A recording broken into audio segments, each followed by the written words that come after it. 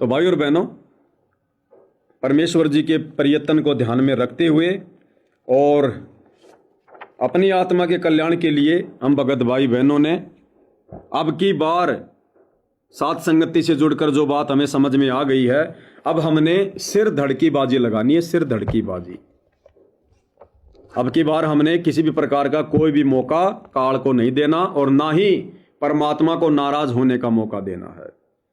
तो लास्ट में भाई और बहनों, परमेश्वर रामपाल जी की एक शब्द के साथ में महिमा करेंगे। हम थारी भक्ति पे कुर्बान, गुरु जी धनाना वाले। बंदी छोड़ सतगुरु रामपाल जी परमेश्वर जी की जय हो। हम थारी भक्ति पे कुर्बान, गुरु जी धनाना वाले। हम थारी भक्ति पे कुर्बान, गुरु जी धनाना वाले। साहिब थारी सेवा पे कुर्बान, गुरु जी धनाना वाले। साहिब थारी सेवा पे कुर्बान, गुरु जी धनाना वाले। यो संसार फूस का पूड़ा, यो संसार फूस का पूड़ा। तपत लागते उठे गिंडोला, तपत लागते उठे गिंडोला। ओ थार कुछ ना आवे हाथ, गुरु जी धनाना वाले। साहिब थार कुछ ना आवे हाथ, गुरु जी धनाना वाले। हम थारी भक्ति पे कुर्बान, गुरु जी धनाना वाले। साहिब थारी सेवा पे कुर्बान, गुरु जी धनाना वाले। हम इस नकली संसार की वास्तविकता से परमात्मा परिचित करवाना चाहते हैं। हालांकि ये जो शब्द है भाई और बहनों, ये जो एक समय पर भगत था समुद्र दास, जो सतगुरु रामपाल जी की शरण में था, ये उसके द्वारा बनाया गया है। आगे चलकर वो गुरुद्रोही हो गया। अब गुरुद्रोही होकर तो भाई और बहनों उसने अपने कर्म फोड़ लिए, लेकिन ये शब्द तो उसने सतगुरु की महिमा में बनाया है। तो शब्द से हमें कोई दिक्कत नहीं होनी चाहिए, कोई नफरत नहीं होनी चाहिए। वो उसके कर्म थे, उसके संस्कार कमजोर थे, जो आगे चलकर किसी बात को लेकर उसके मन में दोष आ गया और वो परमात्मा से दूर हो गया। तो क्या लिखा भगत ने, यो संसार फूस का पूड़ा। फूस क्या होता है भाई और बहनों? जैसे चावल की खेती होती है धान की, और धान की खेती तैयार होने के बाद में धान निकाल ली जाती है, और उसका जो वो कचरा होता है, जो वो कचरा होता है उसको बांध दिया जाता है छोटी छोटी पूड़ी में, जो बिल्कुल सूख जाता है। और यदि भाई और बहनों उसको जरा सी आग लगा दी जाए, वो चंद ही सेकंड में एकदम से आग को पकड़कर वो नष्ट हो जाता है, राख हो जाता है। यानी वो सूखा हुआ होता है, आग बहुत जल्दी उसको पकड़ती है। उसको कहते हैं फूस का पूड़ा।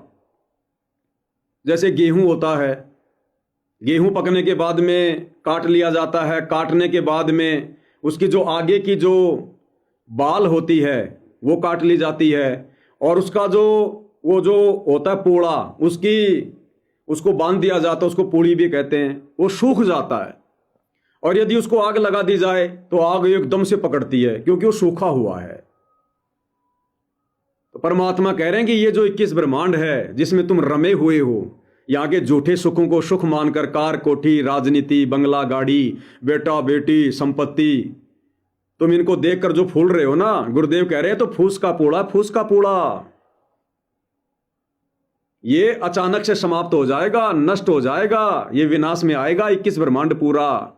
ये संसार फूस का पूड़ा, और तपत लागते उठे गिंडोला। तपत यानी उसको आग लगाते ही एकदम आग का गिंडोला उड़ता है। कहते हैं ये तो ऐसे नष्ट हो जाएगा एक दिन, तू कहां रम के बैठा हुआ है।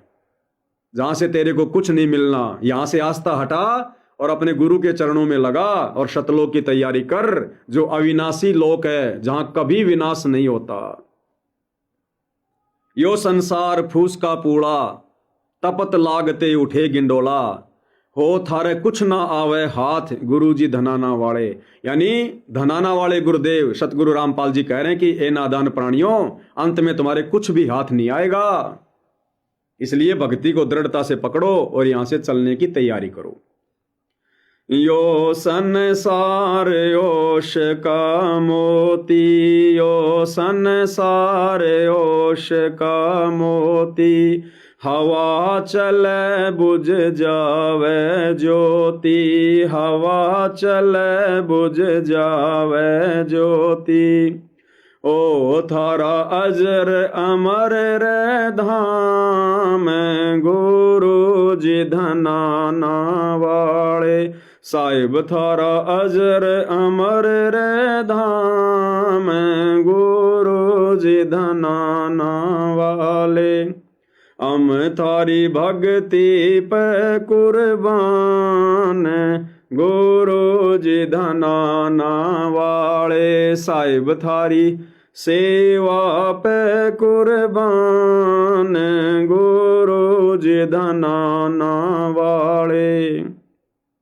यो संसार ओश का मोती, हवा चले बुझ जावे ज्योति। सर्दियों के समय सुबह सुबह घास के ऊपर ओस की बूंदें, और भाई और बहनों उनकी उम्र कितनी होती है, जैसे धूप निकली ओस खत्म, या वैसे किसी का कोई पशु का पैर लग गया ओस नीचे गिर गई खत्म। तो परमात्मा कहते हैं ये जो 21 ब्रह्मांड है, यहाँ के जो नकली सुख हैं, ये ओस की तरह है, चंद समय के लिए है, ये सब कुछ नष्ट हो जाएगा। थारा अजर अमर रे धाम, गुरु जी धनाना वाले। उस परमेश्वर के लोक में चलो, सतगुरु के लोक में चलो, जो अजर अमर है, वो सचखंड, वो सतलोक जिसका कभी विनाश नहीं होता, जहां सारे अखंड सुख हैं। वहां जी भर के नाचना गाना, जी भर के मौज मस्ती करना, विलास करना, अखंड सुख है वहां पर। तो परमेश्वर इस गंदे लोक की व्यवस्था से हमें परिचित करवाकर और इन शब्दों के माध्यम से सतलोक में हमारी सुरती लगवाना चाहते हैं। इस उलझन से हमें बचा लो, इस उलझन से हमें बचा लो, अपने चरणों बीच बिठा लो, अपने चरणों बीच बिठा लो। ओ थारा मानांगे एहसान, गुरु जी धनाना वाले। साहिब थारा मानांगे एहसान, गुरु जी धनाना वाले। हम थारी भक्ति पे कुर्बान, गुरु जी धनाना वाले। साहिब थारी सेवा पे कुर्बान, गुरु जी धनाना वाले।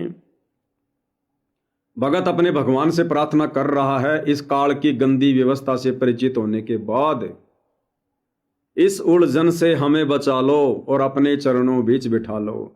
कि हे गुरुदेव भगवान, इस काल के षड्यंत्र से, इस गंदी 21 ब्रह्मांड की व्यवस्था से, इन झूठे सुखों के षड्यंत्र से हे परमात्मा हमें बचा लो।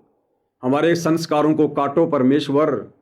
हे मालिक, हमें सद्बुद्धि दो, हमें सत भक्ति दो और हमें अपने चरणों में बैठा लो। हमें उपदेश देकर अपनी सत भक्ति से जोड़ो। हमारे मोक्ष का मार्ग जो है वो प्रशस्त करो, आसान करो। इस उलझन से हमें बचा लो। यानी भगत ने बारंबार अपने गुरुदेव के चरणों में बैठकर यही प्रार्थना करनी चाहिए।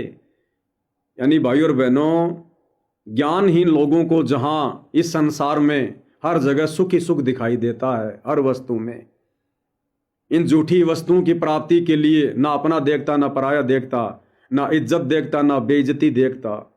एक राजा को ना जाने अपनी राजगद्दी को सुरक्षित रखने के लिए कितने लोगों को मरवाना पड़ जाता है।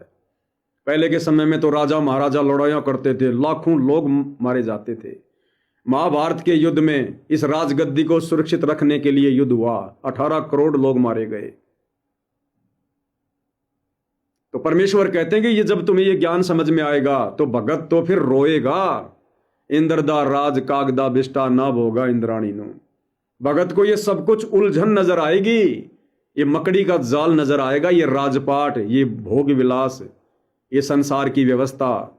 फिर भगत अपने गुरु से एक ही प्रार्थना करेगा, इस उलझन से हमें बचा लो, इस उलझन से हमें अपने चरणों बीच बिठा लो, अपने चरणों बीच बिठा लो। ओ थारा मानांगे एहसान गुरु जी धनाना वाले, साहिब थारा मानांगे एहसान गुरु जी धनाना वाले। हम थारी भगति पे कुर्बान गुरु जी धनाना वाले, साहिब थारी सेवा पे कुर्बान गुरु जी धनाना वाले। परमात्मा से दिन रात हमने एक ही प्रार्थना करनी है कि ये परमेश्वर, ये परमात्मा, अगर हमारे भाग्य में भी अगर यहाँ का राज हो, यहाँ का प्रधानमंत्री बनना हो, मुख्यमंत्री बनना हो, ये परमात्मा हमारे संस्कार को काट देना। ये परमात्मा, हम आपके नाम के साथ में भिखारी बनकर भक्ति कर लेंगे, लेकिन परमात्मा हमें इस गंदे लोक की गंदी व्यवस्था में ये मन, ये काल बिल्कुल भी ना उलझा दे। परमात्मा इतनी हमारे ऊपर दया रखना, हम आपके इस एहसान को परमात्मा हमेशा मानेंगे, हम युगों युगों आपके इस एहसान को मानेंगे। ये परमेश्वर हमारे पर ऐसे दया करना, हमें भिखारी बनाकर हाथ में भिक्षा का कटोरा देकर भक्ति करवा लेना, लेकिन परमात्मा हमें आपके झूठे सुख में मत उलझाना, यहाँ के राजपाट में मत उलझाना मालिक। ये अरदास भगत ने अपने भगवान से करनी चाहिए। साध संगत करो सतगुरु सेवा, साध संगत करो सतगुरु सेवा, भव सागर से सतगुरु खेवा, भव सागर से सतगुरु खेवा। हम थारा रटते रवांगे नाम गुरु जी धनाना वाले, साहिब थारा रटते रवांगे नाम गुरु जी धनाना वाले। हम थारी भक्ति पे कुर्बान गुरु जी धनाना वाले। साध संगति के माध्यम से परमात्मा ने आप और हमारे ऊपर जो रजा बख्शी है, उनकी सेवा की, ये भाई और बहनों आप और हमारा असली धन है, हमारा वास्तविक धन है, जिसकी रजा युगों युगों पर्यंत इस जीवात्मा पर होती है। गुरुदेव भगवान के चरणों की सेवा करना, घर घर में परमात्मा ने आसन लगवा दिए, बेड लगवा दिए, परमेश्वर जी का चरणामृत बनाकर पी रहे हैं, मालिक को भोग लगा रहे हैं, 5 दीपक वाली थाल के साथ उनकी आरती उतार रहे हैं।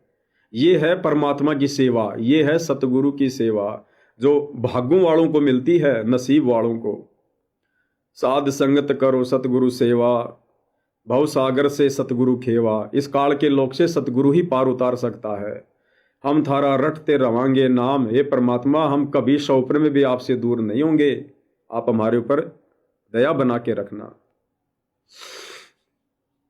काल जाल से हमें बचा लो, काल जाल से हमें बचा लो, दे मंतर सतलोक बैठा दो, दे मंतर सतलोक पठा दो। तुम भगतों के भगवान गुरु जी धनाना वाले, साहिब तुम भगतों के भगवान गुरु जी धनाना वाले। हम थारी भक्ति पे कुर्बान गुरु जी धनाना वाले, साहिब थारी सेवा पै कुर्बान गुरु जी धनाना वाले। तो भाई और बहनों, परमपिता परमेश्वर जी के आशीर्वाद से आज की साथ संगति में केवल इतना ही। परमात्मा हम सबको आशीर्वाद दें, हमारा मार्गदर्शन करें, हमें इस काल के जाल में फंसने से बचाएं। बंदी छोड़ सतगुरु रामपाल जी परमेश्वर जी की जय हो।